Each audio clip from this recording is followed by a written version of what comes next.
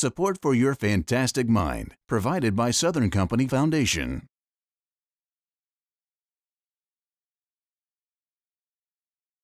Support for Your Fantastic Mind, provided by the Georgia Department of Behavioral Health and Developmental Disabilities. For more information, visit opioidresponse.info.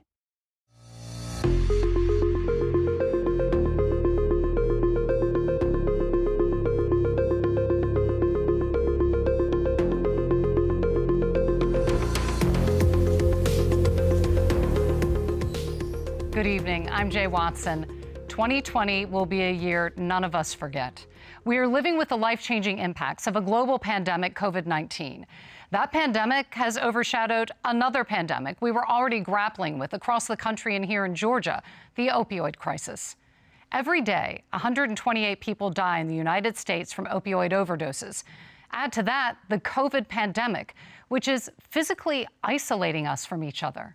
From the financial losses to the loss of health, the result is that overdose rates this year are on the rise across our nation and here in Georgia. Consider this. According to Georgia state health officials, between March and June of this year, fentanyl-related opioid overdose deaths have increased by 61%. So tonight, we are beginning an urgent, important conversation, and it's one a lot of people don't want to have because it is uncomfortable. Opioid addiction is often incorrectly judged as a moral failing, but the truth is, it's a brain disease. We are removing the stigma beginning now with straight talk and facts and hope, and we hope to answer some of the questions that you in the audience have sent us, because there is a way forward out of this crisis. The number at the bottom of your screen, 1-800-715-4225, is the Georgia Crisis and Access Hotline. You can call this number at any time in the next 2 hours or any time 24 hours a day, 7 days a week to get connected to resources and help for yourself or for someone you love. Throughout this evening, we'll have a chance to hear from the leading opioid experts in the country. Their insight and advice, combined with the stories you're about to see, are a big step forward in confronting an issue that is harming far too many of our fellow Georgians. This is the opioid crisis in Georgia. From Georgia to Appalachia to California, we cover the country coast to coast to tell this story. There is a dark truth interwoven throughout this majestic beauty. That truth, the opioid crisis, is everywhere. There's not a community that hasn't been touched one way or another. We had a war in Vietnam, and we lost far fewer people in that entire war than we lost in 2017 from drug addiction, overdose death. Families thrust into a war they never saw coming. We did everything right, by the book. Children lured. People may drive into the bluff. Buy, use. Then hooked. That was one of my biggest fears, is that my wife or my family or someone would find me dead in a bathroom. So far from anything you ever imagine your life to be. Like, how did I get here? And how do I get out of this? There was times when I would be crying, like I don't want to use, and I'd be crying all the way to the drug spot and still use. 70,000 people a year claimed by drug overdoses, a number made more painful when you see the people whose lives held such promise, who were beloved, now gone. I had all the resources in the world and I couldn't save my son. He overdosed and actually sat in his car for 22 hours before anyone found him. I was in this house while my son was dying downstairs, and I didn't know. I just didn't know. This crisis does not discriminate. It's everybody. It's mothers, it's aunts, it's uncles, it's doctors, it's nurses. It's people who are homeless, it's people who have 3 homes. So tonight, we confront the stigma and shame. It is a disease of the brain, not a moral failing. We deal in facts, like evidence-based treatment that works. I think that has been the most important part of his recovery. And we show the hope that there is a way forward out of this crisis, that recovery is possible. Our misery has become our mission now. But first, how we got here.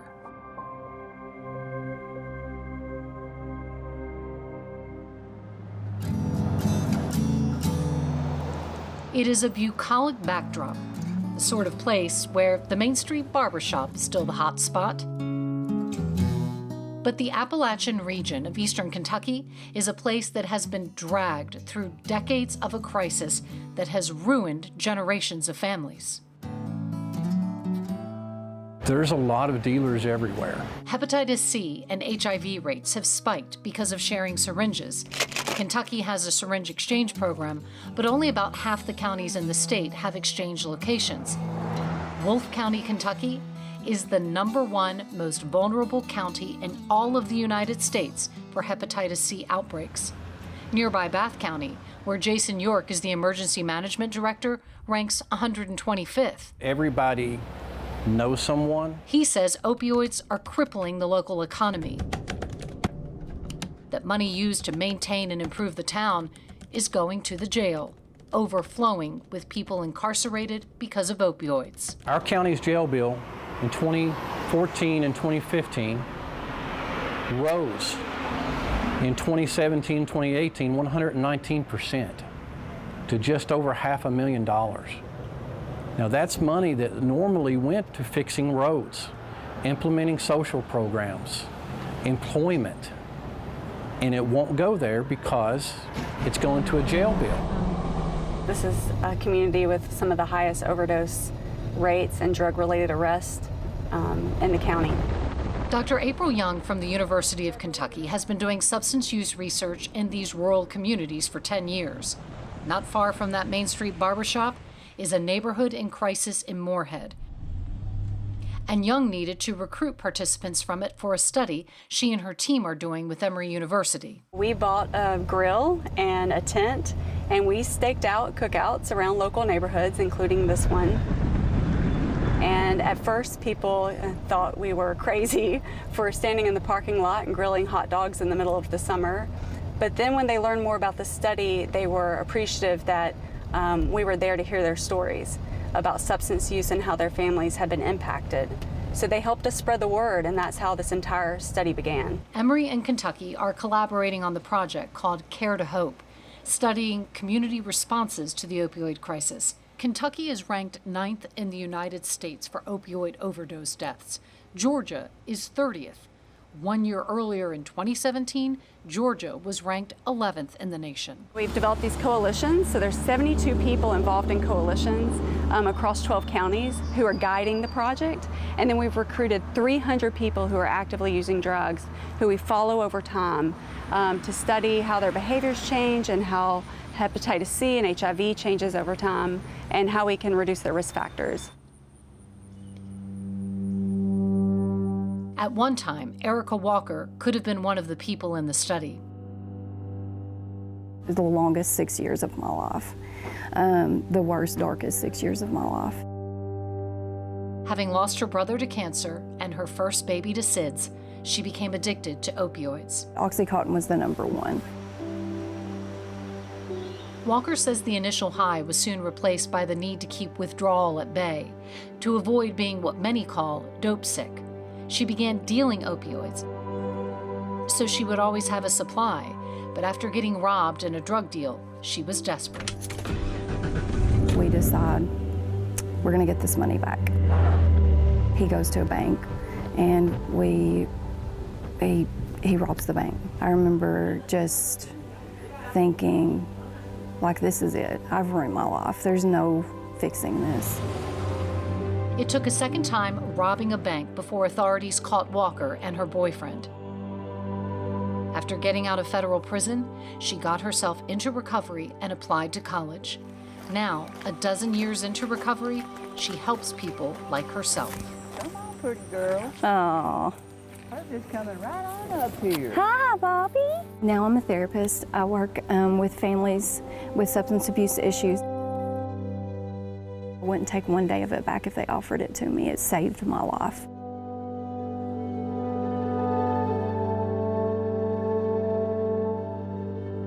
The goal is to take what we know from the scientific literature will work to reduce overdose deaths. Dr. Sharon Walsh is the director of the Center on Drug and Alcohol Research at the University of Kentucky. Kentucky was one of 4 states to receive $87 million from the National Institutes of Health HEAL initiative. From studies, what we know is that Walsh and her team across the state will have 4 years to meet a daunting challenge. Bring an integrated set of evidence-based practices into communities that have been highly affected by the opioid crisis to reduce opioid overdose deaths by 40% in 3 years. The focus will be on 16 of Kentucky's hardest-hit counties, which will get increased access to medication-assisted treatment, overdose prevention training, and education. The reason this matters in Georgia is because if Kentucky and the 3 other states that received HEAL grants, New York, Ohio, and Massachusetts, are successful, it will be a model that could be used here at home. Once we're at the end and we can say this works, then we can tell other communities everywhere how we did it. Here's the map. Here's the map.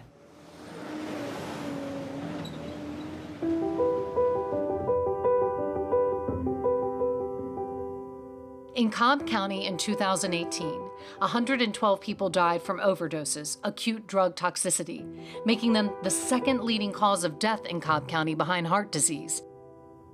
Overdose deaths were twice as common as fatal car crashes. This is one county snapshot, but the story is similar across our state. Some counties are better, some are worse, but all are fighting this crisis. Between June of 2016 and May of 2017, the total number of opioid doses prescribed to Georgia patients surpassed 541 million. Now, to put that into perspective, that's approximately 54 doses for every man, woman, and child in Georgia. 55 Georgia counties have an overdose rate higher than the national average. Here's who we are losing by the numbers in Georgia. In 2018, 866 Georgians died from an opioid overdose.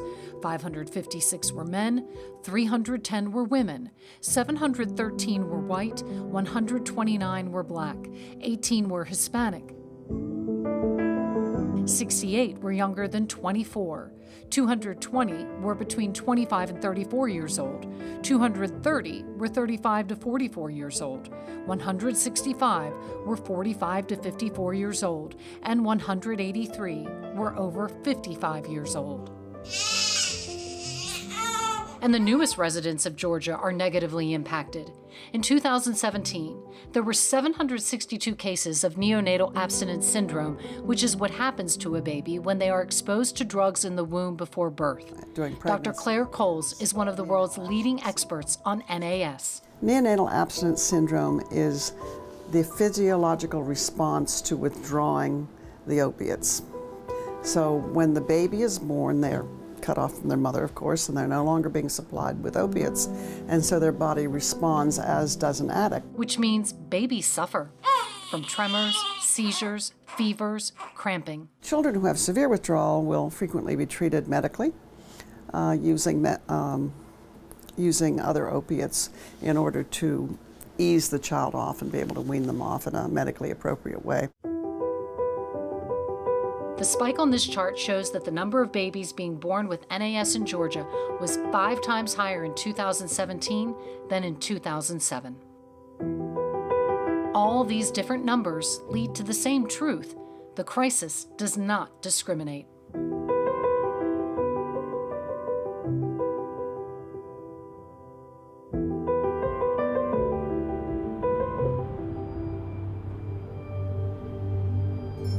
We are a hurting nation. For those who medically need them, opioids are important. But the challenge is to make sure that only those who really need them get them. For example, the same percentage of people in the United States, France, and Italy live with chronic pain, but Americans consume 6 to 8 times as many prescription opioids. Reports from the National Institutes of Health show over 23 million Americans report living with a lot of pain. You know, I'm a pharmacoepidemiologist, and we study the use and safety and effectiveness of prescription drugs. And one of the principles of pharmacoepidemiology is that the value of a drug is not an inherent property of the product itself. It depends upon how it's used. If you have someone that comes in... Dr. Caleb Alexander is the co-director of the Center for Drug Safety and Effectiveness at the Johns Hopkins Bloomberg School of Public Health. Alexander and his team examined the policies for Medicaid, Medicare, and major private insurers, looking at their coverage policies for drugs to treat chronic lower back pain. Their conclusion, published in the Journal of the American Medical Association: these policies steer people toward opioid use instead of safer and effective treatments like physical therapy and acupuncture. Commercial plans also made opioids cheap. The median commercial plan placed 74% of opioid painkillers in Tier 1, the lowest cost category. The copay would be $10 for a month's supply. We do now have randomized trials, however, that demonstrate, for example, for chronic knee arthritis, acetaminophen or Tylenol may do just as well as opioids over the long term in managing pain. The point is that that opioids aren't inherently bad any more than a hammer or a razor blade. It's how we use them that can make them helpful or harmful. And for someone at the end of life who needs palliative pain care, they can be invaluable. They can be invaluable for someone in childbirth or someone that is, has an acute hip fracture. But the point is that they aren't risk-free, and they're highly habit-forming. The CDC's current guidelines are that non-opioid therapy is preferred for chronic pain outside of active cancer, palliative, and end-of-life care.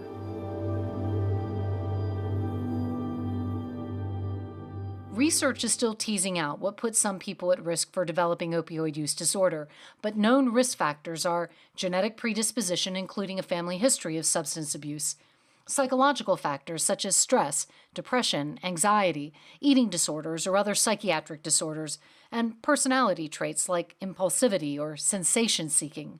Environmental factors such as childhood trauma, access to addictive substances, and starting to use alcohol, nicotine, or drugs at an early age. I'm joined now by the Director of Addiction Services at Emory Healthcare, Dr. Justine Welsh, and by the Chief Medical Officer at Hazelden Betty Ford Foundation, Dr. Marvin Seppala.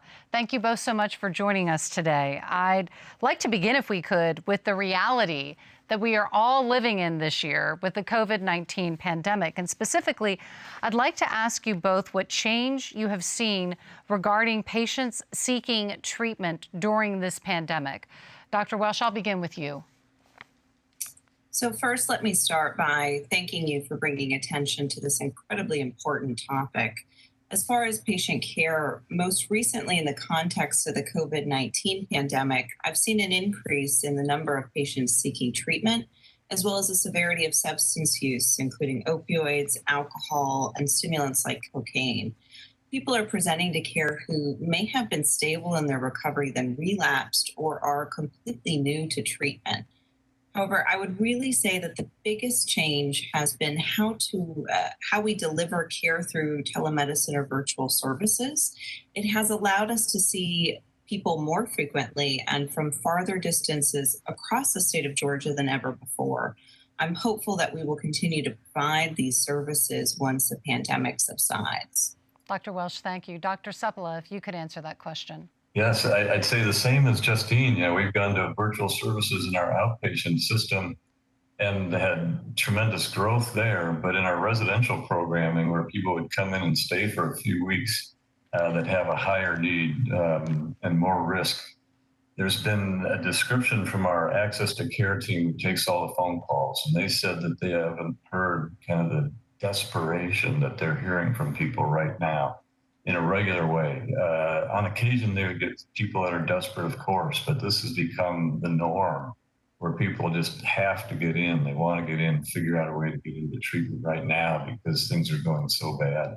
And I think it's related to COVID and the excess stress that's going on in all of our lives under these circumstances.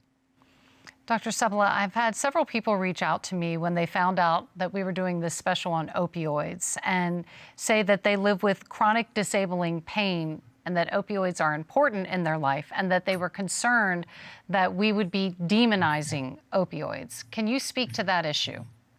Yeah, I'd be glad to. Opioids are remarkable medications when used appropriately, and they're the only medications that actually work for certain types of pain and certain severity of pain. I mean, moderate to severe pain in most cases requires opioids. They're fantastic for acute pain, like post-surgical pain. It lasts a few weeks, it's gone. It's severe. Opioids are great. And for chronic pain, though, we're coming to an understanding from the research that they don't work well over time. And that's how we got into this problem, that there's a loosening of the guidelines associated with use of opioids throughout medicine, allowing prescribing for chronic pain and actually promoting it, resulting in the crisis that we're in now. So people that have legitimate chronic pain need to have really good pain docs and pain teams to help them out to figure out alternative ways to address that pain than opioids. Now, that's not everyone. It is most people. Most people can get by without opioids that have chronic pain. There are certain people that require opioids, and they need to have those medications, and they need really good teams, really good physicians that know that type of pain and know those medications, because the risk is so high. So if you're legally prescribed opioids for short or long-term use, are there things that you can do to avoid becoming addicted or warning signs that you know to even look for? Yeah, the first thing is, are you using them as prescribed? That's a big feature. People start escalating their dosage, taking more than prescribed or taking it more frequently. That's a bad sign. It could be related to ongoing pain, and that needs to be evaluated, but it could be related to addiction. I would say to get other people in your life to help you to structure this, to kind of reduce risk associated with these medications and overuse of them, ultimately could lead to addiction. But if you have other people kind of helping you monitor it, that's beneficial. And it's important to discuss risk factors with the prescriber, because sometimes they're not going to mention this, but if you have a family history of addiction, or you have a history of addiction or misuse of psychoactive substances, it's possible that you are at risk for addiction, higher risk than the general population. And as a result, that discussion is really necessary, and those risk factors have to be taken into account. You can still use opioids, but it would be a much more controlled situation, much more monitored situation. It's important, of course, to have Narcan available, the antidote to an opioid overdose if you are taking these medications. And if you have a family history of addiction, or you have a history of another mental illness, or you have a history of some sort of life trauma, whether it was war trauma, bad car accident, sexual trauma, that sort of thing, you are at higher risk, and that needs to be discussed with the provider and precautions taken as well. It's important not to mix opioids with other intoxicants, more likely to be problematic and perhaps lead to addiction. And if there is overuse, if family members notice or someone else brings it to the individual's attention, or the person kind of recognizes, I think I'm getting out of control with this, it's really essential at the early stages to get back to your doctor and discuss that, and perhaps seek evaluation from an addiction expert. Thank you, Dr. Sabala. Dr. Welsh, one of the biggest issues facing Georgia right now is access to treatment, providers, and services. Can you talk about that? This really is an issue across the country. The vast majority of people who need treatment don't receive it. There simply aren't enough addiction treatment providers and resources. And for the few individuals who may be able to access care, there are often significant barriers like distance to a treatment center, affordability of that care, and having to overcome stigma that is often associated just with having a substance use disorder.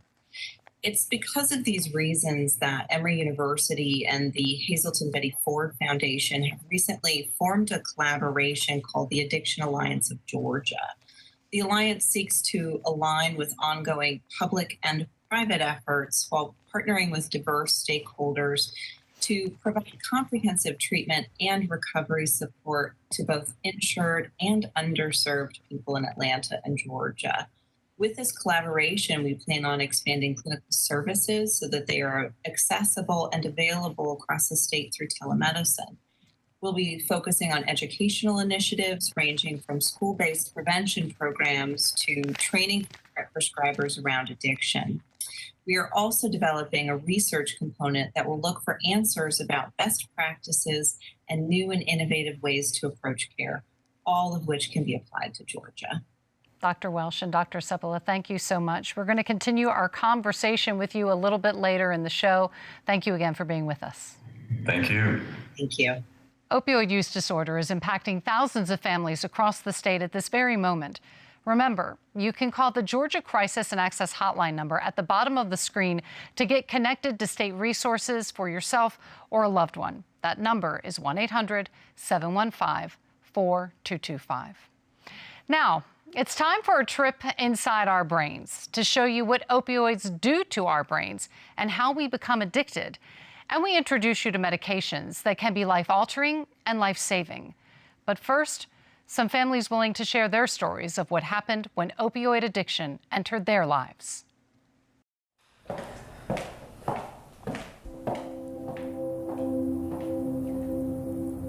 Purple was his favorite color. I have my favorite Mother's Day card. I love you very much. I honestly didn't know what an opiate was. Christopher in 8th grade was diagnosed with ulcerative colitis. 15 to 18 times a day you're having diarrhea and horrible stomach cramps, and for a boy in 8th grade it was horrible. By the time Kemi Wolf Rice's son was a senior in high school, he had surgery to remove his large intestine. He had so many complications. He was in the hospital for 70 days, on morphine for 70 days. So really, at that point, I mean, now that I know all that I know, he was doomed then at that point, before we even got the 90 Oxycontins that we went home with, and then the refill of 90 more. I was timing it. I was like, okay, honey, you just need to stay one more hour, you can have a pill. So yes, I was feeding him those Oxycontin. There was never a conversation ever about anything about addiction. I've never in my life seen my mom so happy. It's so important to me. Christopher was out of college and living at home before Kemi would learn her son had never stopped taking opioids. I was talking to Christopher at the table, and he literally fell asleep at the table in conversation. I can't even tell you how shocked I was. Inpatient opioid treatment began. Relapses always came. Unable to get prescription opioids, Christopher eventually moved to heroin. How many times was he in treatment? 5, I believe. 5 different treatments. This is a bracelet that the Cambodian grannies made. On a trip with his mom to Cambodia to visit the school she and her husband had opened for children there, Christopher overdosed and died in their hotel room while she slept. There's nothing worse. There's nothing worse than a parent losing their child. There's not even a word for it, because there is no way to describe it. And I'll never be okay. I'll never. Every morning I wake up, I think the first thing when I open my eyes is another day without Christopher. Look at this smile on him. He's just beautiful. In those 5 times in treatment, Kami's son was never offered medication-assisted treatment. The first time I heard about it, I was in a meeting with a doctor. I got in my car and bawled like a baby because he didn't have that opportunity. Patient 1136, please come to window 1. Here's your medicine, 30 milligrams. We have evidence-based treatments for opioid use disorder. Someone who is on medication-assisted treatment, they double their likelihood of achieving abstinence in periods of early recovery. There are 3 FDA-approved medications: methadone, buprenorphine, and naltrexone. The popular names are Suboxone, Subutex, and Vivitrol. Director of Addiction Service for Emory Healthcare, Dr. Justine Welsh. There's a significant stigma against these medications. There is this concern that if somebody is on a type of medication-assisted treatment, that they're not truly abstinent. They're taking some sort of drug. And in reality, that's just not true. To understand how these medications work to help people remain abstinent from using opioids, we need to first take a look at what happens to a brain on opioids. Our brain is filled with opioid receptors. When the brain is stimulated by things we find pleasurable, such as eating, social interaction, or sex, these receptors are activated and cause dopamine to be released. When someone takes an opioid, it is much more potent and causes much more dopamine to be released, which can cause a rush of euphoria and a sense of well-being. For a person in pain, this can alleviate that pain. The more someone takes opioids, the more the brain adapts to having them around. It's called tolerance. You need more and more to relieve the pain or to get high. Oftentimes, people have to take higher doses to control withdrawal symptoms, such as aching, fever, diarrhea, vomiting, sweating, and chills. Now to the medications that treat opioid use disorder. With the controlled use of methadone and buprenorphine, both activate the opioid receptors just enough to prevent an opioid-addicted person from feeling withdrawal or cravings, but not enough to get them high. This helps prevent relapse while their brain gradually heals. Naltrexone, a once-monthly injection, blocks opioid receptors and prevents the opioid from having its usual effects. A life-saving emergency medication is naloxone, more commonly known as Narcan. It's an overdose-reversing drug that blocks the effects of opioids on the brain, restoring breathing to an overdose person. The use of heroin has been increasing in recent years among men and women, most age groups, and all income levels. Some of the biggest increases have occurred in groups with historically low rates of heroin use: women, the privately insured, and people with higher incomes. 3 out of 4 people who use heroin report misusing prescription opioids first. People often move to heroin when access to prescription opioids is cut off. Fentanyl is cheap and easy to make. Just a tiny bit of it added to another drug can make it more potent and deadly. In Georgia, the greatest increase in opioid deaths was seen in cases involving synthetic opioids, a rise from 61 deaths in 2012 to 349 deaths in 2018. So I started working in... Dr. Hannah Cooper is the chair in substance use disorders at the Rollins School of Public Health. She shared a dramatic example of just how much illicit fentanyl has infiltrated the drug supply. This is what happened for a study Cooper and her team were doing with heroin users. So we had a lot of people coming in to be screened to take part in the study. They would report, using opioids, in the past 24 hours, X times a day, and then they would be negative. And that always happens sometimes, but we were puzzled that it was happening more often than we had expected. And it turned out that everyone in our sample, or everyone who we were recruiting into the sample, they thought they were using heroin, and that's what they were reporting using, but they were testing negative for opioids because they were actually using fentanyl. And so we've had to change the urine test to capture that. According to the DEA, fentanyl is manufactured in clandestine labs traced to Mexico and China. It is often sent to the United States through the U.S. postal system. They may have first come across an opioid because of a wisdom tooth extraction, or might have had some type of sports injury that they received opioids. Brian was big. He looked like a football player and he looked like an athlete, very tall, but he was very slow and very uncoordinated. So he was lumbering when he ran would be the word a couple of coaches described him as. Always smiling, just a really easygoing kid. It started with Percodan with surgery when he was 16. He had an infected lymph node in his armpit. Years later, Brian Waronker would tell his parents that that first Percodan put his life on a different path. He said the minute that first one kicked in, I had never felt so good in my entire life.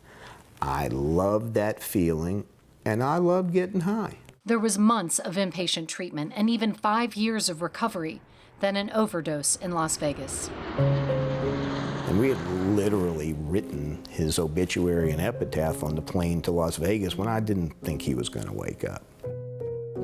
Brian recovered from that overdose only to relapse again, taking a dose of OxyContin that proved to be fatal.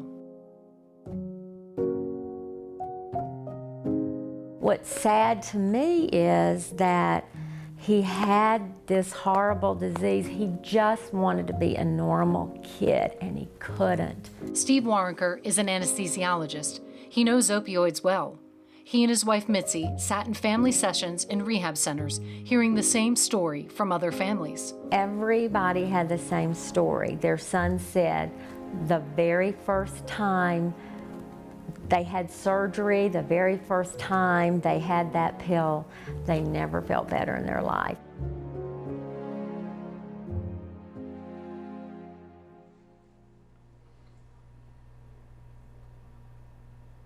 When his autopsy came back, it was cocaine, heroin, but it was the fentanyl that killed him. Frankie McCaffrey was a good kid, happy, loved, easygoing.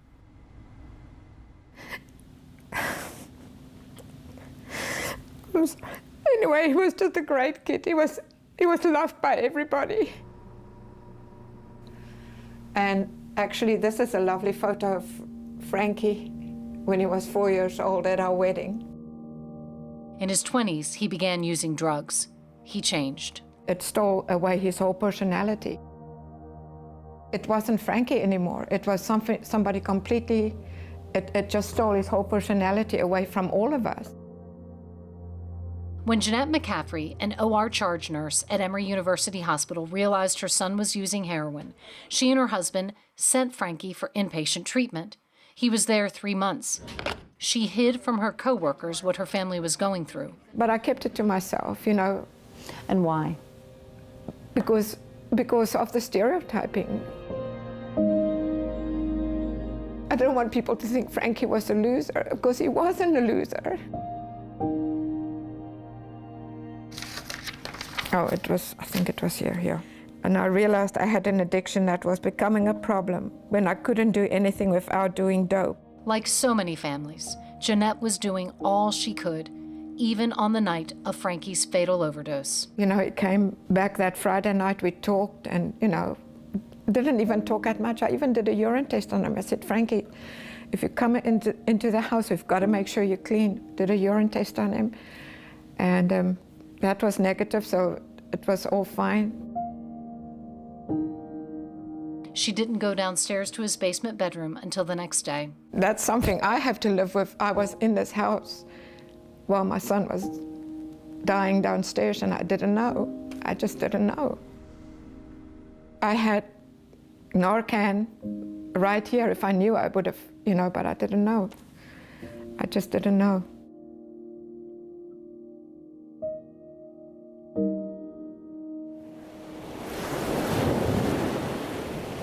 Sometimes you can't get far enough away. I'm 32. Stephen Boykin is 2,100 miles from home in San Diego, California.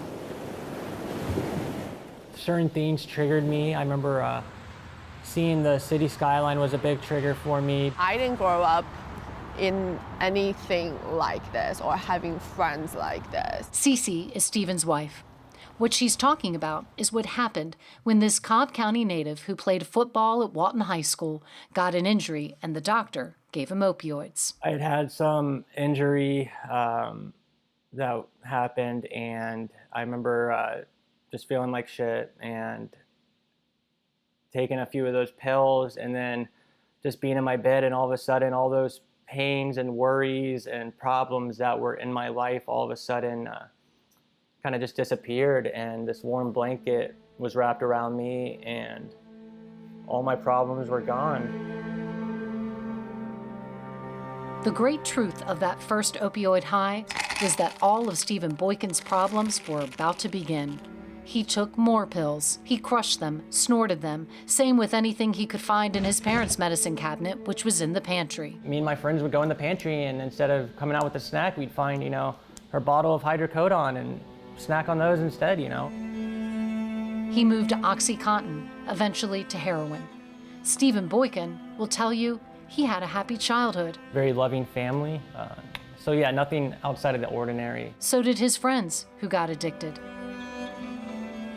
Grew up in a really good family. Parents are married, younger brother like me, same thing though, got caught up, played sports in high school, got caught up in the wrong crowd and loved drugs a little too much, and that's, I could tell you 30 other people that I'm close with that have that same story.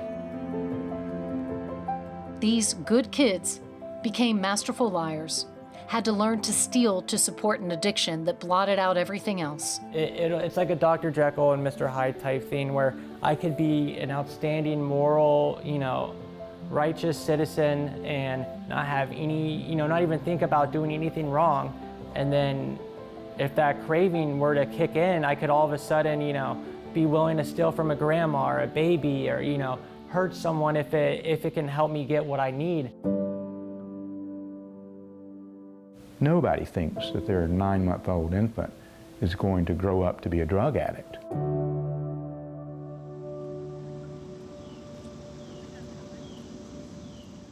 Frank and Karen Boykin would discover Stephen's addiction when he was home from Georgia Southern University for Christmas break in 2010. I was up early balancing my checkbook, and I noticed that there were several consecutive overdraft charges, each above $1,000, hitting my account within just a few, like a couple days. I remember he took me up into his office and locked me in there. Like my mom was trying to get in the door to talk to us, and I told him, I was like, I'm addicted to painkillers. My first reaction was anger. How could you do this? They took Stephen to the hospital and were told he could detox at home. They learned this was bad advice. His legs were shaking, his arms. He was sweating, he was throwing up.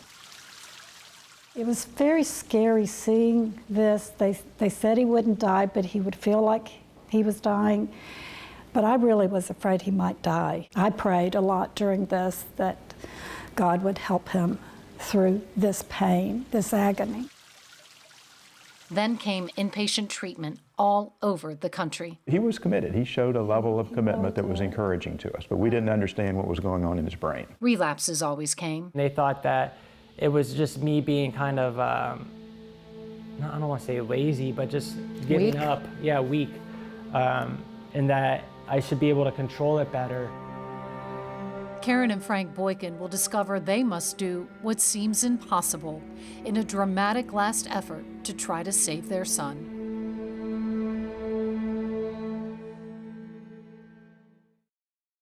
Cami Wolf-Rice, Christopher's mom, joins us now. Cami, thank you so much for being with us today.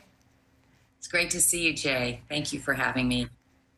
I know you have dedicated your life to education and prevention, and we're going to be showing some of that in a few minutes. But what I would love for you to talk about now is something I think a lot of families need to hear someone address, and that is the stigma of addiction, the shame you felt because your son was addicted. And I know that you are so far beyond that now, but if you could, if you will, take me back to then, talk to me about the stigma and how it impacted you and Christopher. It's interesting you say that, Jay, because watching the documentary and the interview, when you said Christopher did the heroin, it still struck my heart. And the reason is that we've criminalized addiction in our country. And my son wasn't a criminal, and to think about the language that we use when we talk about people fighting substance misuse. It's a drug abuser and a drug addict. And it's a little controversial, but I totally disagree with people having to stand up every day in treatment and say, hi, my name is Christopher and I'm an addict. I mean, it just used to devastate him to have that label put upon him because it had such that negative stigma. Yes, there are criminals that fight substance misuse, absolutely. But is everyone a criminal that has an issue? No. And that's what breaks my heart, because I know that the last thing I wanted is for people to think my son was a bad person. He was loving and caring and a good human being. And we've got to start portraying people that are suffering and that are dealing with substance misuse as human beings and not in a separate segment in our society. It's heartbreaking, to be honest. So what would your advice be to families who would find themselves in this position now of trying to help a loved one dealing with addiction? Well, you know, I've always heard that addiction is not the casserole disease. You know, you don't tell your friends and your family and your neighbors aren't bringing over casserole that you would do if you knew somebody had cancer. And the bottom line is, it does take a tribe. It does take such a strong group around you to support you through these times, and you can't be embarrassed. But the issue is, nobody wants to look bad, right? Nobody wants to be thinking that they failed as a parent. You didn't fail as a parent. This is a disease. When someone's diagnosed with cancer, you don't say, well, what did you do that your child got cancer? So you have to ask yourself those questions, treat it like a disease. And the support that you can give is love, understanding, compassion, empathy, not blame, not shame, not disgust. Does that make sense? Yeah, it makes total sense. My last question for you is one that I think we have a tendency as human beings to look back and wonder if we could have done things differently. And I know that you received an education that you never, ever wanted. But what is something that you wish you had known at the beginning of this journey? I wish that I had questioned the doctors. You know, I don't blame doctors, honestly. I mean, I do blame Purdue Pharma. Honestly, they did kill my son, but I would have asked the doctor more questions. Why, is there any dangers with these pills? I didn't even know to ask that question. We assume that prescriptions means safe, and it doesn't. And you can become addicted on one prescription. So I wish that I would ask more questions. I wish I would have paid attention to more signs that Christopher gave me, behavior changes, excessive sleeping, lashing out, just paid attention to more of the signs that he was giving me, that he was still suffering and that he was still taking the medicine because he hid it. And again, that ties back to the stigma. I think if people are more comfortable to talk about it, they're also more willing to go get help. As we now know, 1 out of 10 Americans get help with substance misuse. We've got to fix that. We've got to be open to talk about it, to get that help. Cami, what I love is that your story is far from over. And in a few minutes, we're going to be able to show people everything you are doing to prevent this from happening to other families. I cannot thank you enough for being with us today. It's great to see you again. Thank you, Jay. And I'm sorry, if I could just say one more word about the MAT program. Don't be afraid of getting assistance for your loved one with a medical assisted treatment. To me, it is absurd that we're even having a conversation of whether or not you should do it. If you have medicine to save someone's life, why is that even a conversation? You get chemotherapy if you have cancer.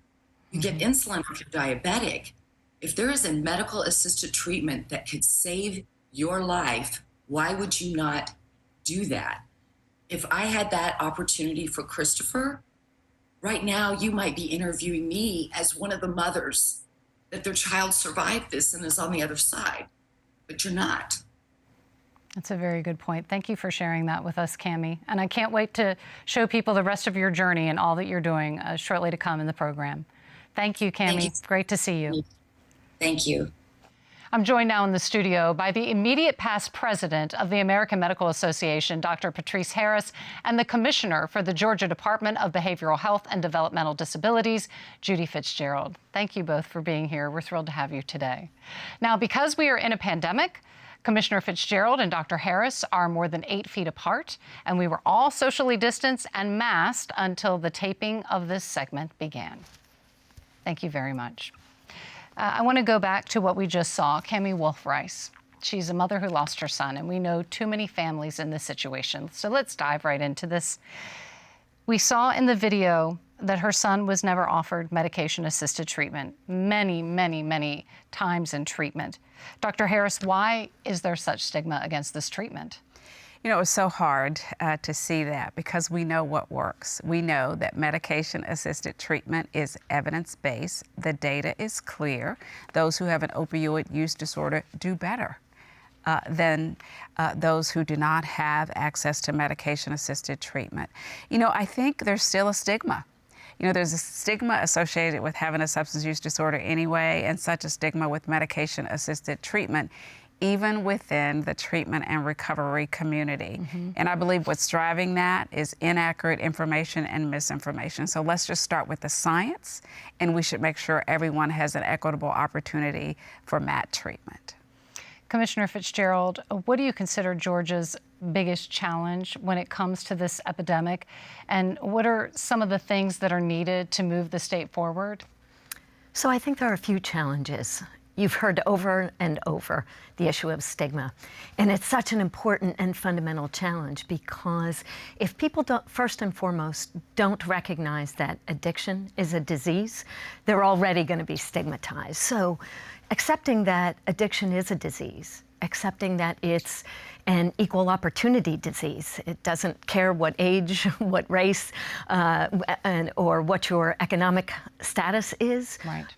Addiction can be a part of any of our lives. So recognizing those fundamental truths is important.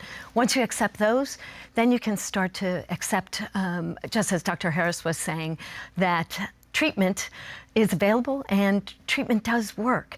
And there are many paths to recovery. The most important thing is to break through that stigma and make it possible for an individual to say, I think I need help, and to reach out to others when they believe that they do. Another question for you. How can the Addiction Alliance of Georgia best support the state's efforts? So we were so pleased to see the Addiction Alliance of Georgia come together. Here's what's really great about what's happening in Georgia and why we're so proud. That really was led by private sector individuals, a leading academic institution right alongside a national treatment provider organization who the state of Georgia already had ties with. And right from the beginning, they said, how do we make sure that underserved and uninsured individuals are a part of the conversation? And they invited our organization, DBHDD, to the table. And what we came to recognize right away is we're at our best when the public sector and the private sector are working together on behalf of Georgians in need. And I know that we all agree education is a critical piece of this initiative. So can we talk about the importance of educating healthcare professionals in the state of Georgia regarding MAT? And this can be for both of you to talk about, too, the importance of that education. Well, I'll start, and as you are aware, I have chaired the AMA's Opioid Task Force since its inception, and one of our first recommendations was to encourage physicians to increase our education around MAT, around pain, appropriate pain care, and around opioid use disorder in particular. So education is key. You know, and physicians do that all the time, right? We get a continuing medical education credit. And so certainly we have the data to show that physicians wholeheartedly embraced continuing our education and becoming more educated on all three of those topic areas. And I'd like to add, when DBHDD received the federal grant, the Federal Opioid Response Grant. This was an important area of investment, doing everything that we could to make it possible to make training available for physicians. But in addition, one of the things that we really tried to do was understand what are the barriers, not only to being trained, so you might be trained, but then why aren't physicians taking on more patients, right? As we see the addiction crisis really emerging throughout the state, really talking to physicians and trying to break down those barriers about what would make it more possible for you to open the door to see more patients. One of the things that we learned was that some of the physicians did not feel like they knew enough about the resources that were available in the community.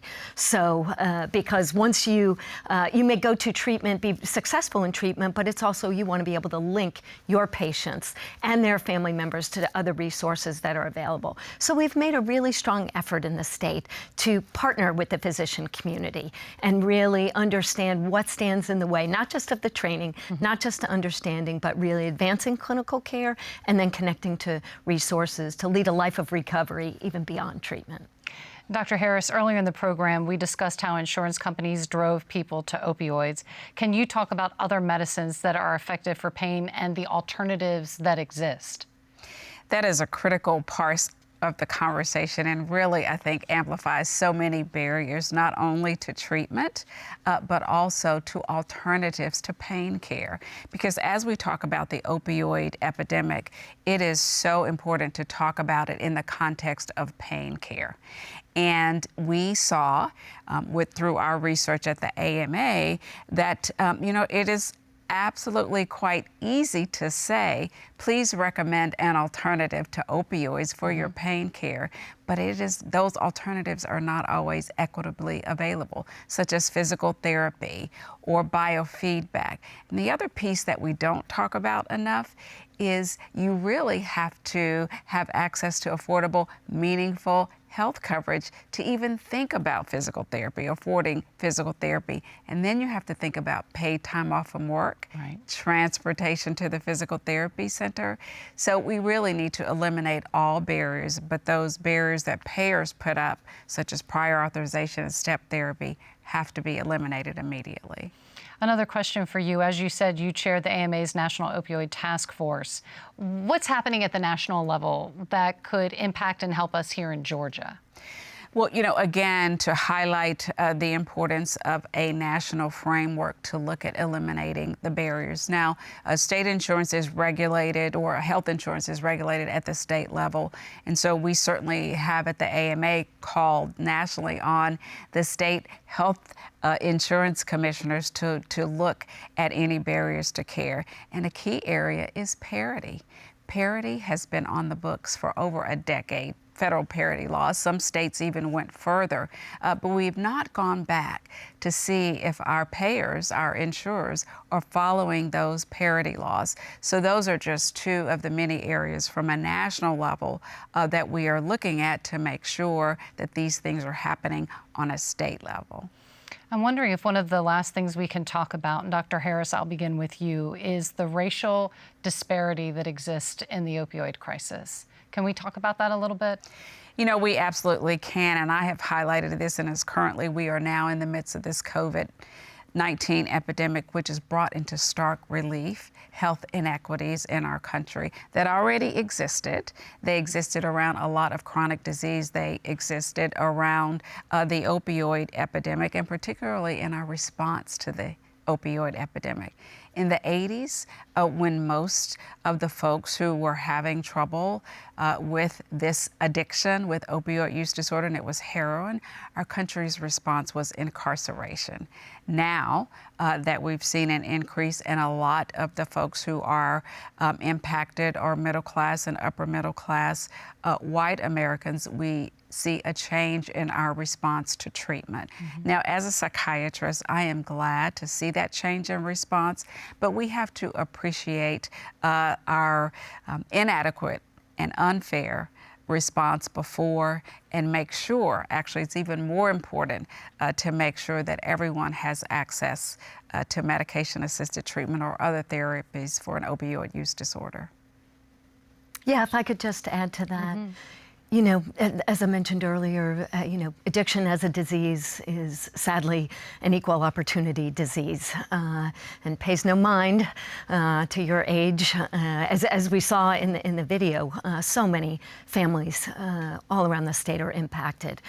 And so in the same way we know that it can impact anyone, we're working hard to make sure access to treatment and all paths to recovery are available for people all throughout Georgia. And that's really the reason our department has prioritized. Our priority population are individuals who are uninsured, but making sure we're working in partnership with community providers to ensure that medication-assisted treatment, peer services, recovery, and all the other ways that people might take that first step are available all throughout the state. And we'll continue to do that. And it's an important conversation that we clearly need to continue. Commissioner Fitzgerald, Dr. Harris, thank you so much for being with us today.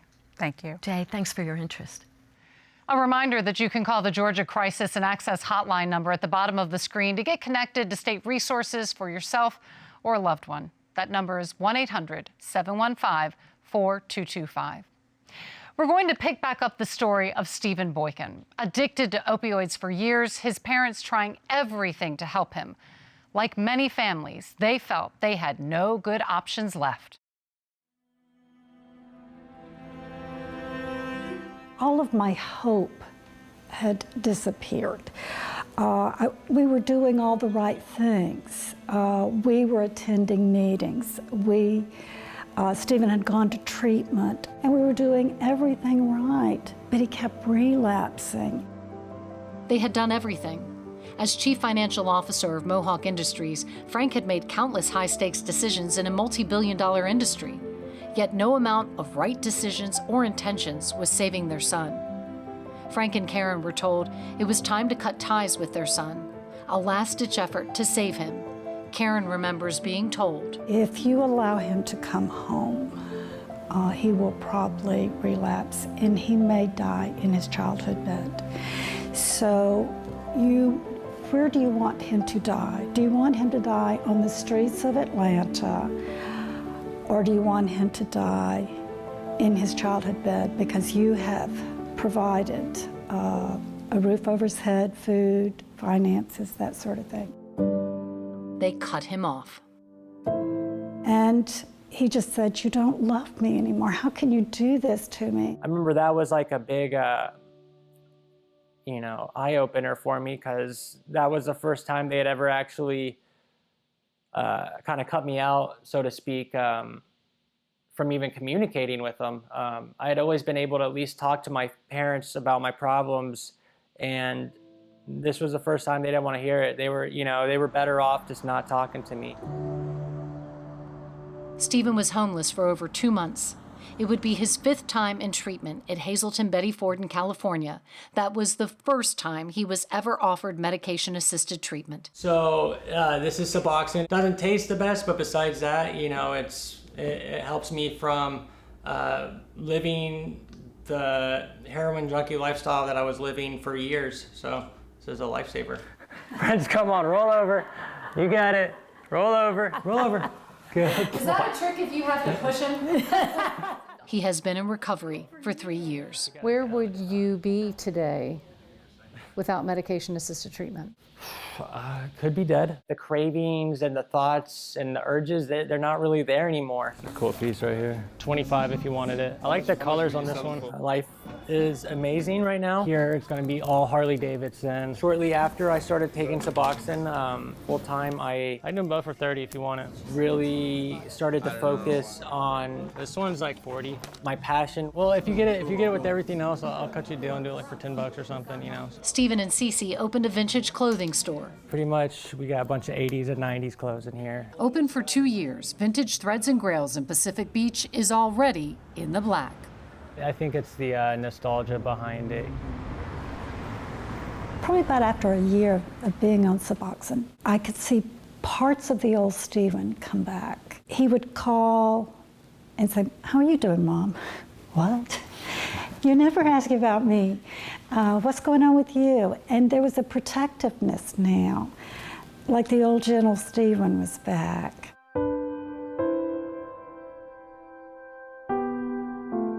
Their painful journey through America's drug treatment system with their son had given the Boykins an education they found lacking.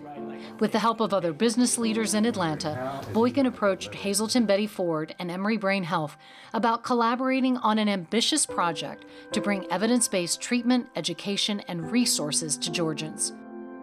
From telehealth treatment for people across the state, to an outpatient program, to education of physicians throughout Georgia on medication-assisted treatment, the program will launch in the coming year. Treatment works and recovery is possible, and we're going to be able to show that in a greater way in the state of Georgia by the two of us coming together. We can combine our neuroscience strength and our strength in understanding trauma with their tremendous strength and experience in the treatment of substance use disorders. With the strength of their national network, we'll be able to ask and answer questions that others haven't been able to do. I'm tired of seeing people with the disease that I have die of overdoses from opioids. Hazelton Betty Ford knows this journey. It has not abandoned the core 12-step program, but in following their patients with opioid use disorder, they saw a huge spike in deaths after leaving treatment. That's because people who are abstaining from opioids are at high risk of dying. Just one slip with their lowered tolerance can be fatal. 8 years ago, they added medication-assisted treatment to the program.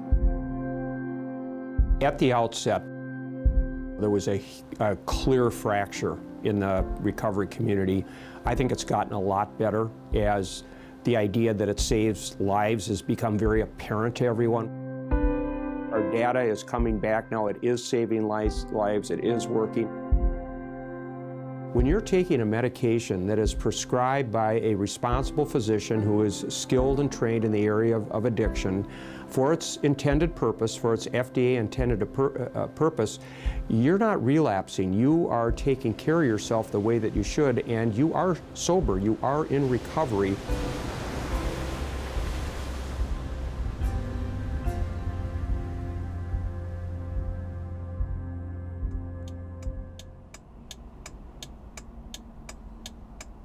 He overdosed and actually sat in his car for 22 hours before anyone found him. We had an APB out on him, the whole 9 yards. Davis Owen had his first opioid at 18 after he got whiplash in a car accident as a teenager. Just 2 years later, 6 weeks out of rehab, he overdosed on fentanyl-laced heroin and cocaine.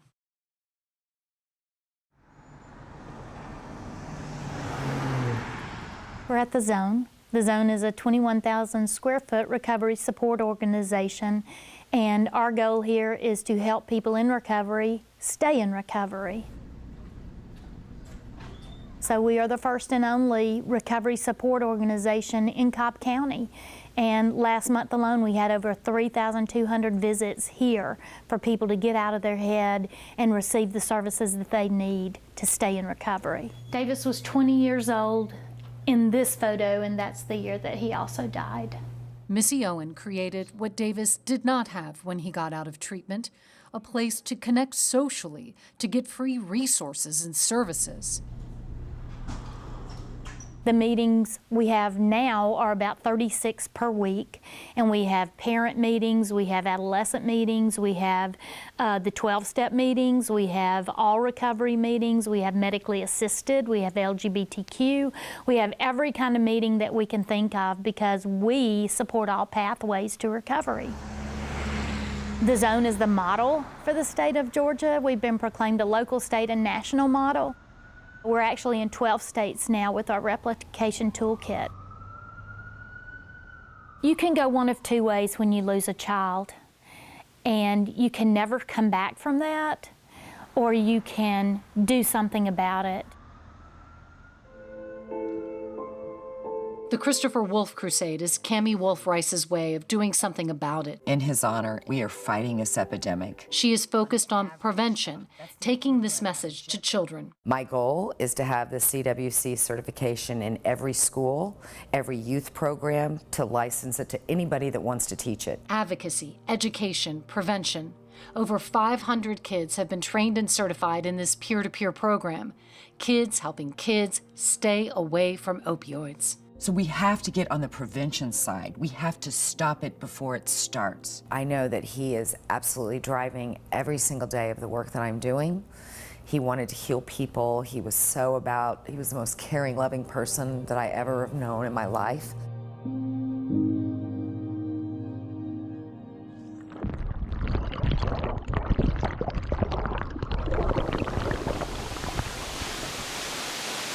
Toccoa Falls in North Georgia is a popular tourist draw. We probably see 150 a day. Just a few miles from the falls is a place that is busy every day of the week. The Pittard Clinic provides medication-assisted treatment to people with opioid use disorder. The majority of those served by the clinic are uninsured. Patients pay for medication and counseling. They just say it's another thing that you get addicted to. Brenda is a patient. A lot of stuff messes my stomach up. She says people in the community don't like that the clinic is here. I think they think that if you are going to straighten up, then you need to not do anything. But I think those people are not in this position and they don't know. Yeah, unfortunately, life sometimes doesn't come the way you'd like for it to. Dr. Carl Smith retired from family practice to head up the clinic. At any one point in time, 60 to 65% of our population is what I consider to be stable. They take their medication, they take it properly, they don't have any illicit drug use, they are doing better with their physical health, they are employed. A lot of our patients are IV drug users, and they share drug equipment. And so we see a lot of hepatitis C in this population. Untreated, hepatitis C can lead to liver disease, cirrhosis, and cancer.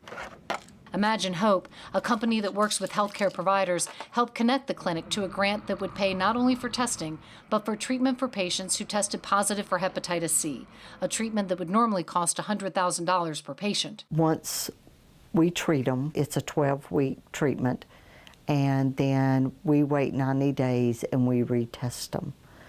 And so far, with the patients that we have treated, we've had 100% success. We started this program in March of 2015 with just 5 clinics. We're now screening in 31 clinics. Dr. Smith convinced Brenda to get tested for Hep C. She was positive, and she got treated. Well, I kind of feel like he saved my life, you know, because I don't think I would have done it otherwise.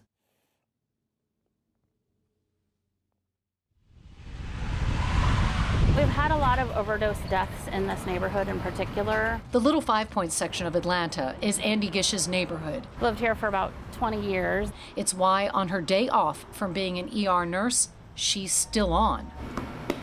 These are naloxone kits or Narcan kits. Making sure businesses in the area have the overdose reversing drug naloxone in their first aid kits.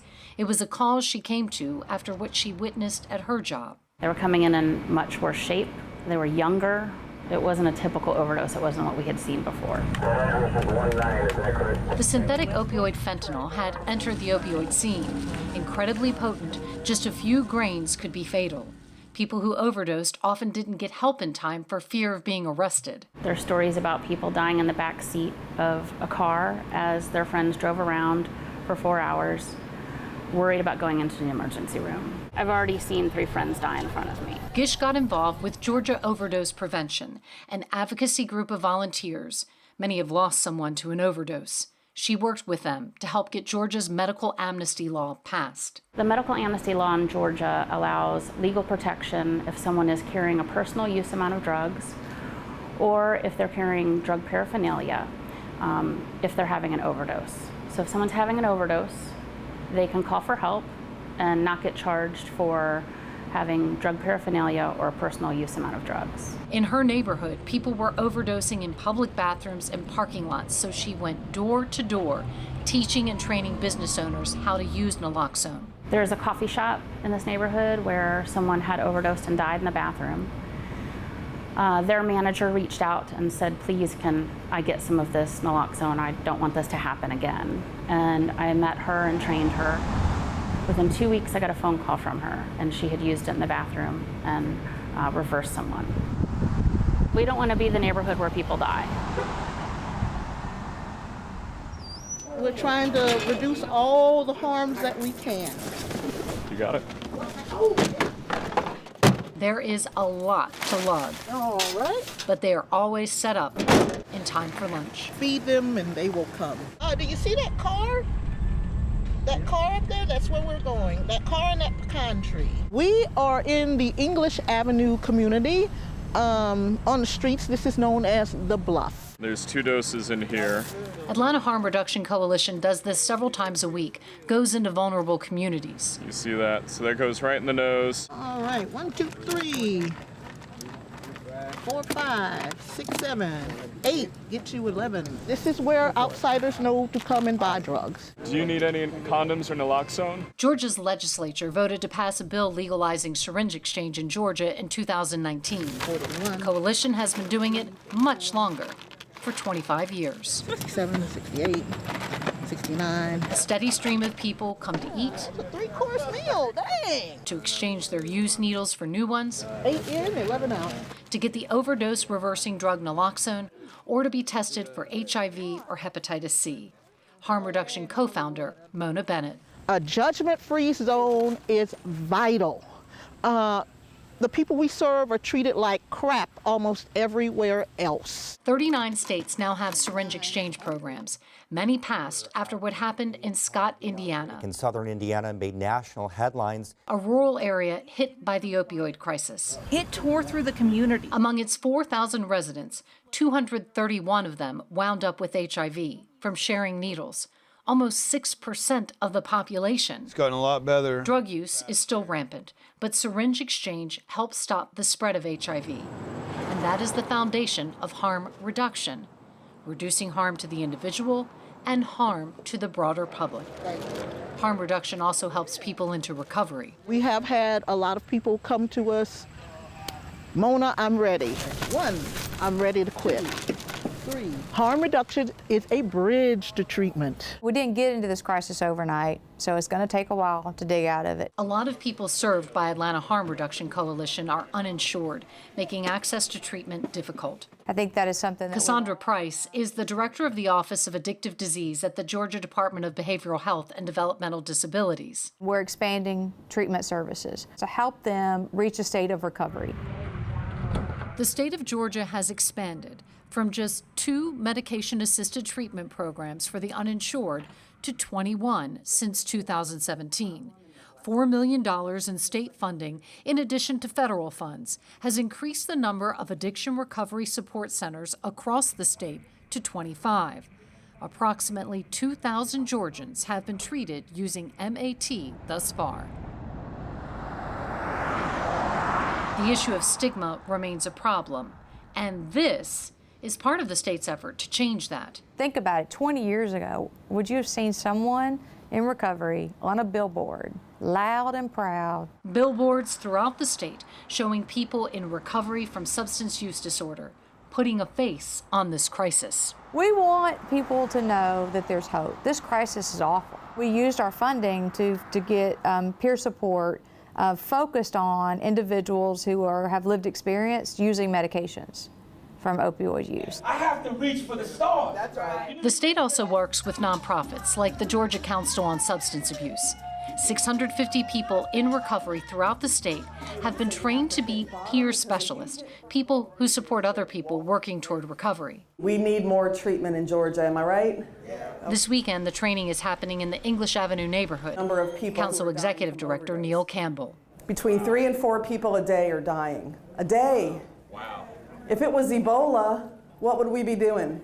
Be a national crisis. Be a national crisis, we'd be figuring it out pretty quickly. So let me ask you, what have we done well? I'm a certified peer specialist. Tony Sanchez has that lived experience, hard-lived. So I come from a family of entrepreneurs. Sanchez means drug dealers. Raised in the Bronx, he was addicted to opioids and is unflinching in sharing what he did to answer the cravings from his addiction. I know what it feels like to leave my wife in the hospital and she's about to have surgery and go home and steal all her medications and still either sell them in the street or use them myself. You know what I mean? I know what it feels like to spend more time in jails and in prisons to the point that I thought that I belonged there and I didn't know how to function. I know what it feels like to come home and seeing all the pictures on the wall, and I'm not in any of those pictures. In recovery for decades and living in Georgia, this home-owning married grandfather has lost track of how many people he has helped as a peer specialist. But within his own family, the losses continue. My first cousin passed away in August of last year. My brother-in-law just died in September. My brother, he just told me that he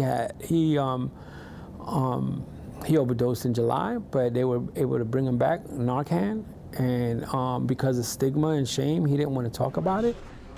Sanchez is leading this event in Macon on mental health. He works for the state of Georgia, making his living fighting against the very disease that almost claimed his own life. I'm the director of the Office of Recovery Transformation, a state job with a director's position, and I am a returned citizen. I spent so much time in prison, and they know, and they still pay me. My house is paid for. I'm a taxpayer. I'm a father. I'm a grandfather. I'm a business owner.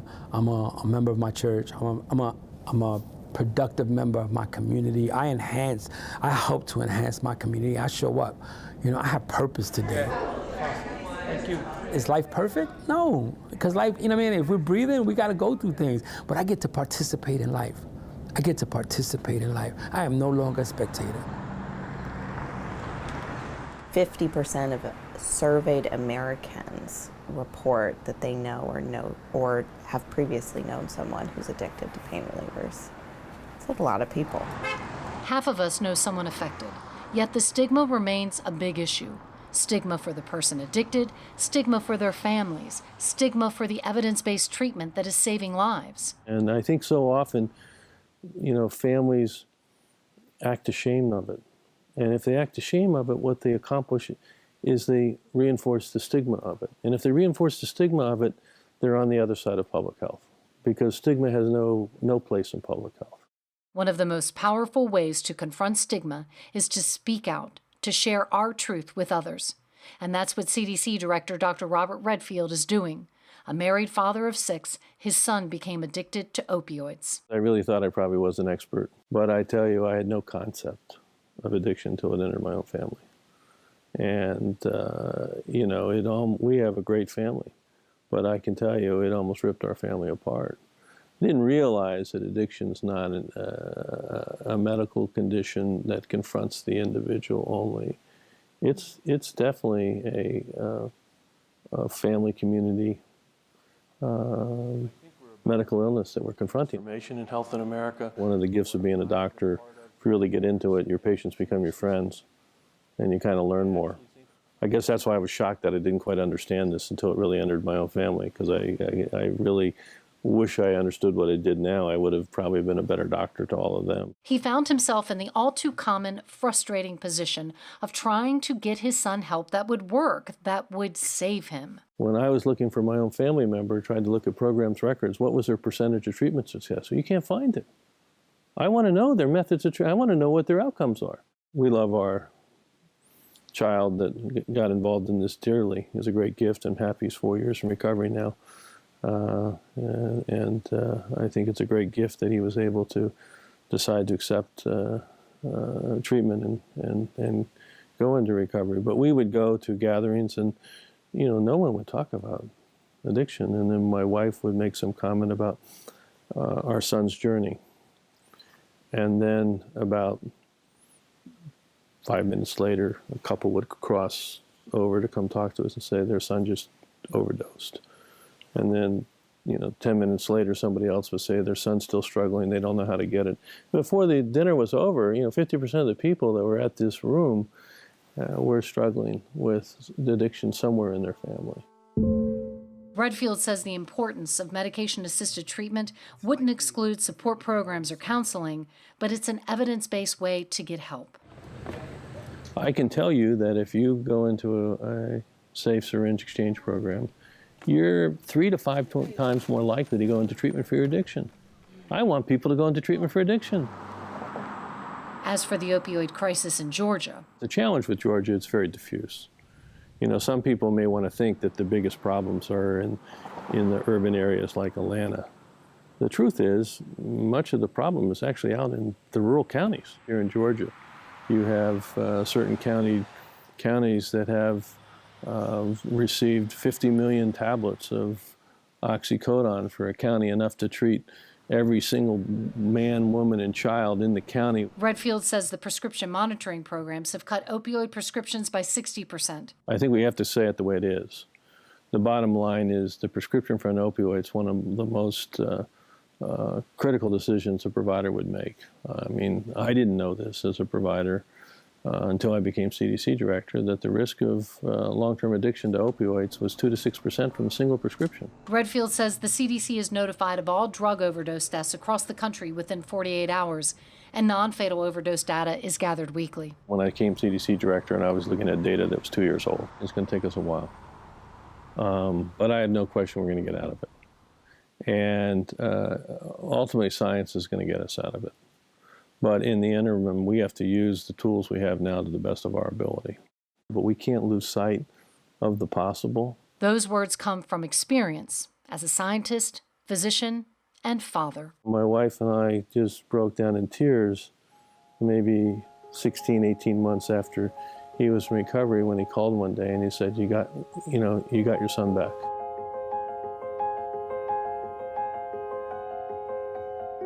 For thousands across the country and in our communities, the price of this crisis has been too high, the losses too deep.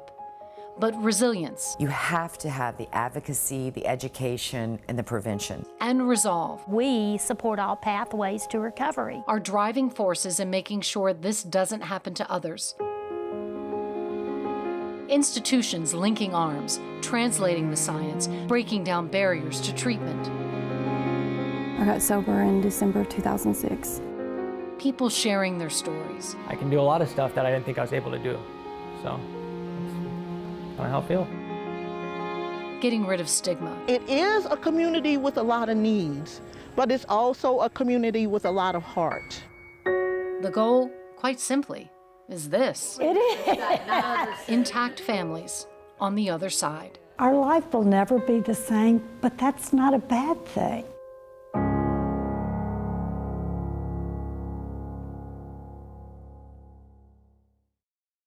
I'm joined by Frank and Karen Boykin, Stephen's parents. Thanks so much for joining us today, Frank and Karen. It's great to see you again. It's good to see you as well, Jay. You know, I know we condensed several years of a difficult journey into several minutes. So I'd like to go back to when Stephen was taking opioids before you found out. Did you ever suspect he was doing drugs? Not really. At the time, he was in college, so we assumed he was drinking, possibly smoking pot, but never in a million years did we think he was using heroin. I want to ask you something that I asked Cami Wolf-Rice a little bit earlier in the show, which is, what do you wish you had known at the beginning of this journey? I wish we had known the signs of opiate addiction, but we didn't. But now we do. And some of those signs that I wish we knew then, they would wear long sleeve shirts, even on the hottest summer day. And I guess that was to hide track marks. Their eyes are, their pupils are very small, and they may have dark circles under their eyes. Their voice may be very raspy, and there may be extreme weight loss. They may nod off in mid-conversation. They scratch their face or arms or legs constantly. And he was always broke, even though we were financially supporting him. So even if they should have enough money to live on, they never have enough. They're always asking for more. I wish we had known that. And so you saw those signs in Stephen, and you just chalked it up to, well, you know, he's just scratching, or I mean, right, just like a. He's strawberry blonde. He has always had sensitive skin, or he's always been on the skinny side. He's in college. He's coming home to study for finals. He's tired. So we just kind of justified that he can manage money, his life, that sort of thing. And it just never occurred to us that it would be heroin use. Never. You know, there are a couple of things that I wish I had known early on. I would say the first is that, addiction is not a moral failure. It's a disease. And it's no different than any other disease. It is a chronic disease, a little bit like diabetes, but it can be treated. And it can be treated with a 12-step program, therapy, other types of programs, and medication. Like with diabetes, insulation it's not going to cure diabetes, but you can get it under control. And the medication that we heard with Stephen that he took, buprenorphine or Suboxone, had we known about that when he first went into rehab, who knows? Maybe he would have been sober 2 or 3 years earlier. Frank, what was your experience of trying to get Stephen help in Georgia? There are good rehab units here in Georgia, in Atlanta. But I would say that our experience was not good. It was difficult. And the decision to send Stephen across the country to Hazleton, Betty Ford, all the way out to California, that was a hard decision that we made. But it was absolutely the right thing to do. The other good thing that came out of that, we, with the help of our good friend, Tom Johnson, we were able to realize our dream, the dream of bringing Hazleton Betty Ford here to Atlanta to partner with Emory Healthcare and to provide a state-of-the-art facility that would address addiction for treatment, for education, and for research. What a great asset that's going to be to have here, right here in Atlanta and across the state of Georgia. Tremendous resource to treat addiction. And to create something that wasn't available that you needed for your own son. Absolutely. Yes. Absolutely. What advice do you have for families who are in the position right now that you were in years ago? I think the first step is to learn everything you can about addiction and recovery. I think it's important to be open to more than one path to recovery. In the beginning, we just highly relied on the 12 steps and traditional treatment. And when we became open to medically assisted treatment, that's when Stephen started to get better. And I wish we had been more open to that in the beginning. And I think it's important that you and your family get into counseling, get therapy, and join a 12-step support group. They provide a community for you. You don't feel so alone. And working the 12 steps is just a great philosophy, a way that we all should be living our lives. And it just helps us to stay connected to each other in a more healthy way. And we found that through Nor-Anon, the narcotics part of like Al-Anon. Last question, how is Stephen doing? I think he's doing really good. 2 years ago, he married a wonderful woman named Cece, and they have a great life in California, a great marriage, and they're both supportive of each other. I think that when he started his vintage clothing store in San Diego, that gave him a purpose and a passion. And the good thing, it's very successful. And lastly, he's been sober for over 4 years, thanks to Suboxone. So Stephen is in a really good place right now. Absolutely. I love hearing that. Karen and Frank Boykin, thank you so much. Sharing your story is going to help a lot of other families. We appreciate you. Thank you. Thank you. I've brought our 4 experts together to continue having this discussion, and now we are going to bring your questions to the experts. And Dr. Seppala, I'm going to direct the first question to you, and here it is. I am on medication-assisted treatment, and I have been turned away from 12-step meetings and told I'm not in recovery because I take medicine. I think the rift in the community is still a problem. Can you talk about this? Yeah, unfortunately, it really still is a problem, and worse in some parts of the country. And we've had to face this for a lot of our patients, and we actually call it stigma management because we try and prepare them. Nonetheless, the stigma is about the use of the medications, and yet most people don't stay sober. And with opioids, the risk of overdose, especially after a period of abstinence, is tremendous. And we cannot allow, the 72,000 or more overdose deaths per year to continue. So we need to do everything we can to help people. And you can find meetings that are favorable to the use of medications. We do that within the communities. We have treatment programs, and I would suggest calling different treatment programs to ask about such meetings. Also, we've found that Alcoholics Anonymous meetings are more favorable to medication use than Narcotics Anonymous meetings, where their national group has kind of forbidden that to some degree, and biases exist. So it's really a matter of, finding other people in recovery, asking them about favorable meetings, talking to treatment centers, other addiction experts to find some place you can get to safe meetings where they're not going to give you a hard time about the use of your medication. Dr. Welsh, another question from a viewer is, we have a clinic in our town that gives medication to people who are addicted to opioids. We don't see this as helping our town. How can this possibly be a good thing? Well, stigma really is a significant barrier to receiving treatment and can be both internal, meaning the person experiences some degree of shame about their disease, or external, where they are shamed by others. We really wouldn't stigmatize a clinic starting in our community that manages diabetes. Similar to diabetes, addiction is also a chronic disease. Just like patients with diabetes take insulin to manage their condition, medication for opioid use disorder treats the symptoms of a substance use disorder, such as cravings and withdrawal. And when properly prescribed, these medications do not cause a high.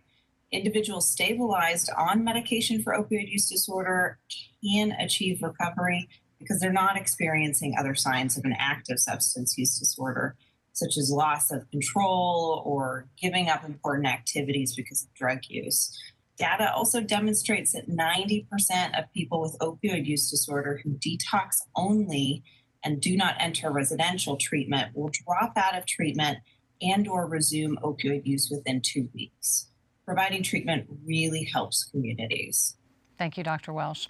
We have a bunch of other questions, and any of you can answer as you wish. How do I safely get rid of opioids? Well, I'll take that one. And I think that is a fantastic question because it really amplifies the importance of discussing safe storage and disposal. And so I would say if anyone has opioid medications that they are taking as prescribed by their physician, they should make sure that they are properly stored away. They may even need to be locked away so that only the person who is prescribed the medication has access to the medication. And then we get to the important question of disposal. And I would say that the first thing I don't want folks to do is flush the meds down the toilets. I want everyone not to do that. And then there are other ways. You can dispose of the meds in kitty litter, maybe purchase kitty litter, put the meds in kitty litter, and then put them in the trash. This is an important conversation to have with your pharmacist and your physician. At the very beginning, when you're prescribed the medication, how can I dispose of these medications if I have extra? In some pharmacies, they have drop boxes. At some law enforcement locations, they have drop boxes. Sometimes there are mailers available. And I will say that innovation is playing a role here. I talked to one company and they had a little packet of a material that all you had to do was pour it into the pill bottle. It would gel, and then you could throw that away. So the key issue is this is an important conversation to have. There are many options, so I would talk to your pharmacist and your doctor when you are first getting the prescription. Thanks, Dr. Harris. Similar question as far as how to get something. Where can people get naloxone or Narcan? And this person says, in case I ever need it to help someone. So I'm happy to start. Georgia, like many other states, has taken really important steps to make Narcan available. There is a standing order so that anyone who wants to access it through their local pharmacy is able to get access to this life-saving tool. And I'm also happy to report that even individuals who are uninsured or might want to access it through a local nonprofit can reach out to the Atlanta Harm Reduction Coalition or the Georgia Opioid Prevention Program, and just ask for it, and it's made available to individuals. Our organization has also made it available to first responders. Anywhere we can, we want to encourage people to reach out, get it in their hands, especially when they know loved ones are at risk. Thank you, Commissioner. Next question. My daughter is addicted and has relapsed twice and has overdosed. We cannot afford inpatient treatment. No one has ever recommended medication-assisted treatment. I'm afraid she will die from an overdose. What can I do? Let me start with that one and give some general information, because most treatment for opioid use disorder is done on an outpatient basis, doesn't require the expense of a residential stay. And she could either see a medication provider or go to an outpatient program like Dr. Welsh runs at Emory. And I know there's other resources all over Georgia that could provide such medications, but the important piece is that people can access these medications without going to residential treatment and get the support services necessary.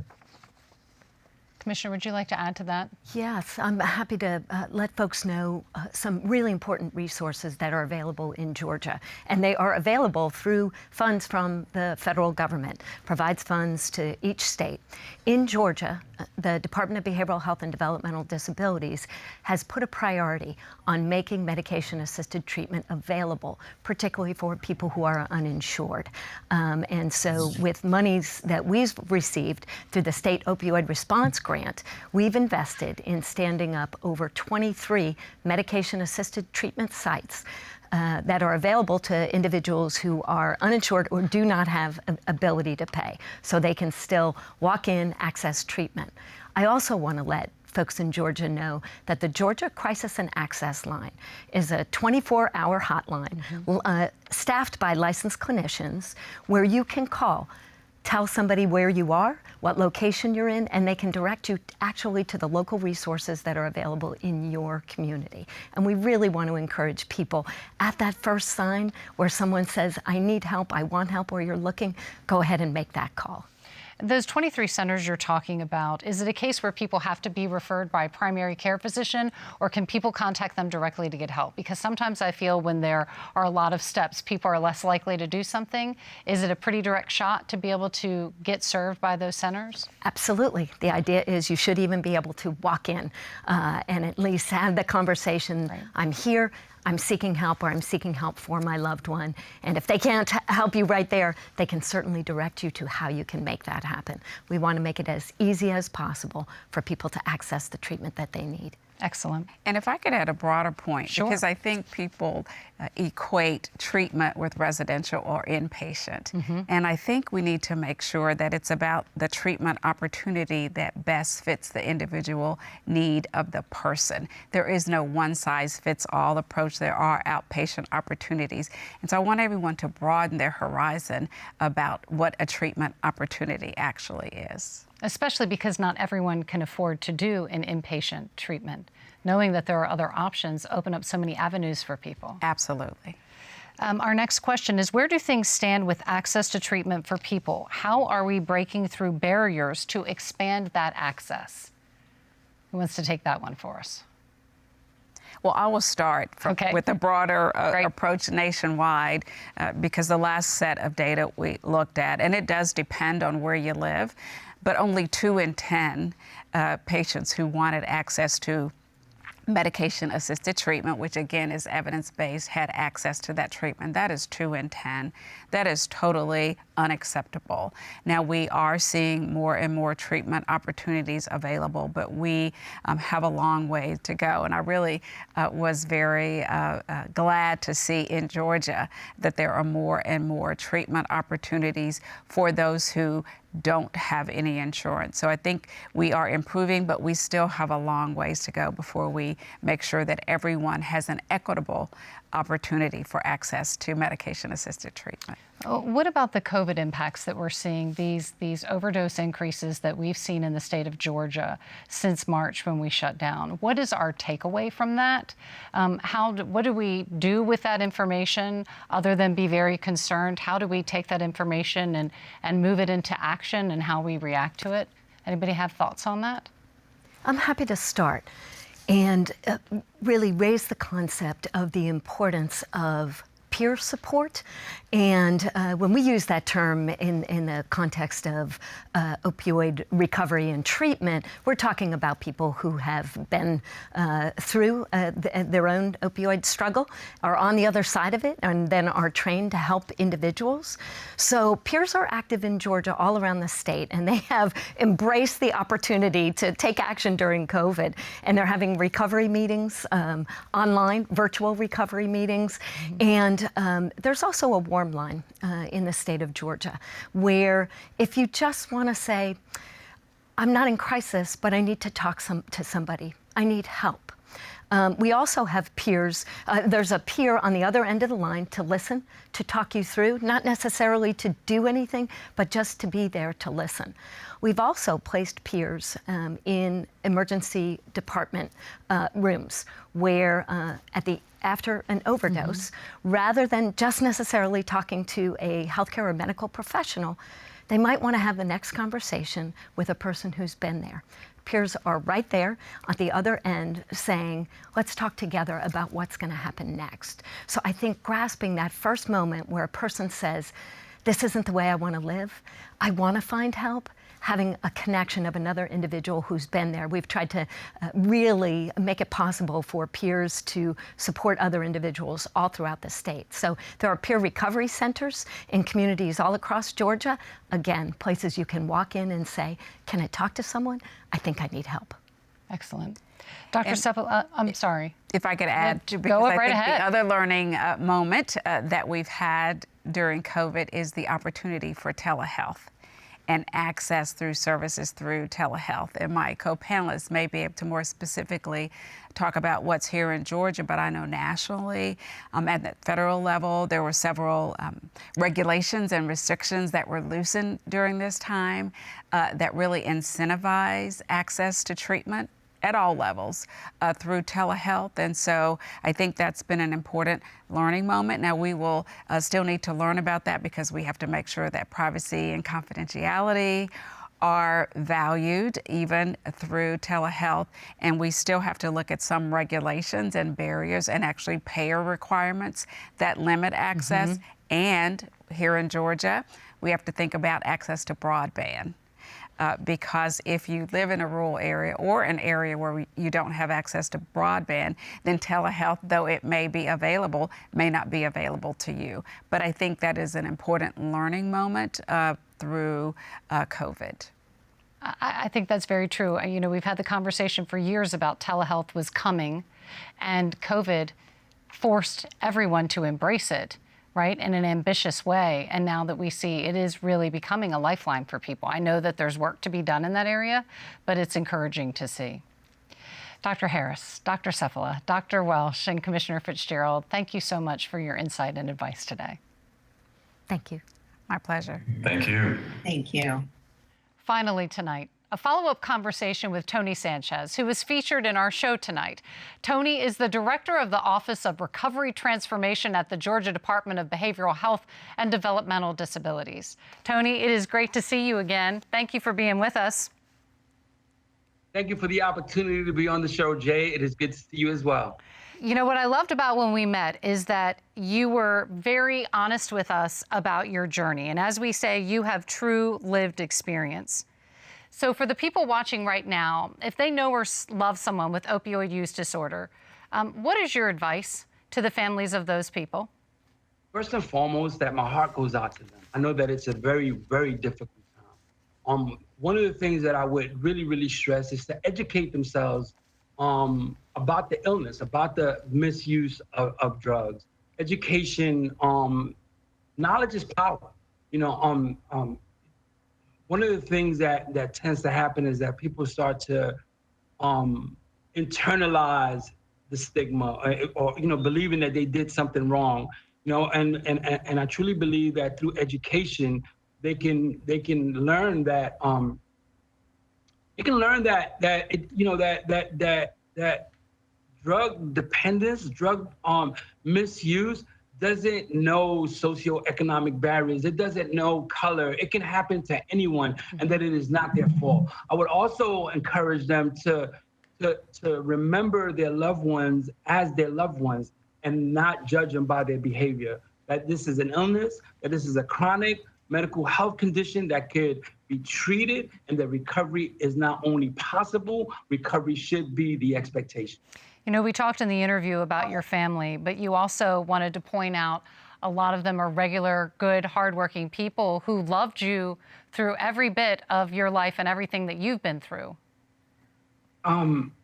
Yeah, thank you for saying that, Jay. The statement that I made in our earlier interview about some of my families being drug dealers is true, but the majority of my family, especially my parents, are hardworking individuals who, as a matter of fact, they've been married for 60 years. They raised a family together. Both my parents work. They dropped out of this school at the 8th grade so they can go to work, and they stress education. And so I want to honor my family because they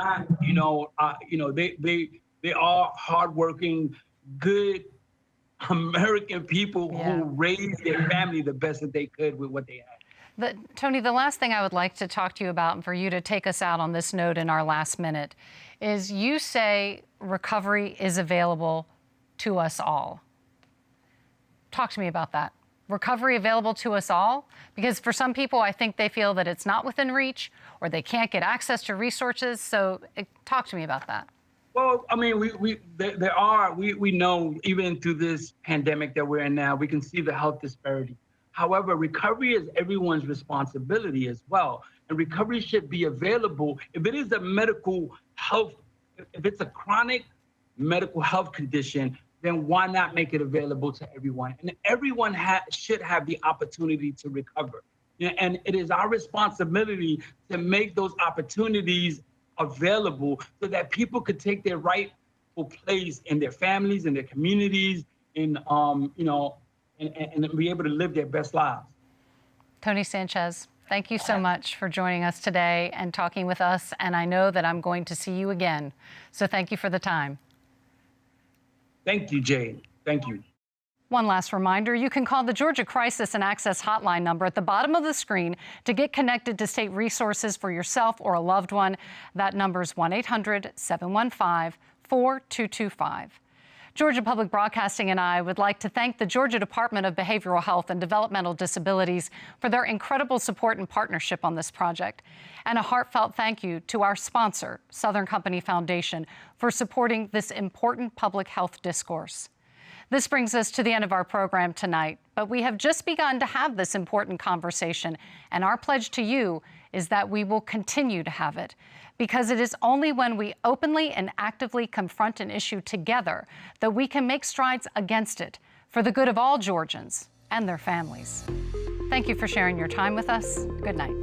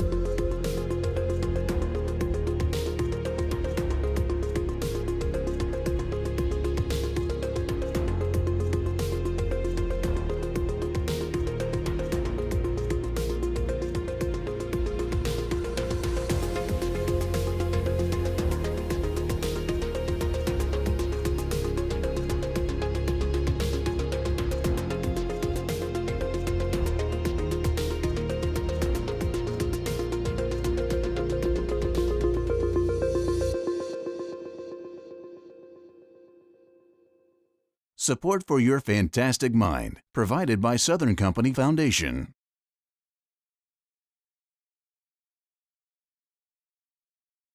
Support for your fantastic mind provided by the Georgia Department of Behavioral Health and Developmental Disabilities. For more information, visit opioidresponse.info. We, the people of Georgia, are greater. Greater than the opioid epidemic that's taking our loved ones and tearing families apart. And together with DBHDD's State Opioid Response Team and our network of partners, we're taking action by increasing access to prevention programs, by making it easier to get support, by reversing overdoses with life-saving naloxone, and by putting youth prevention programs first. From Atlanta to Augusta to Albany, there are many things you can do to fight stigma and stop the hurting, like learning to correctly handle pain medication, by safely disposing unused pills and acting quickly to stop an overdose.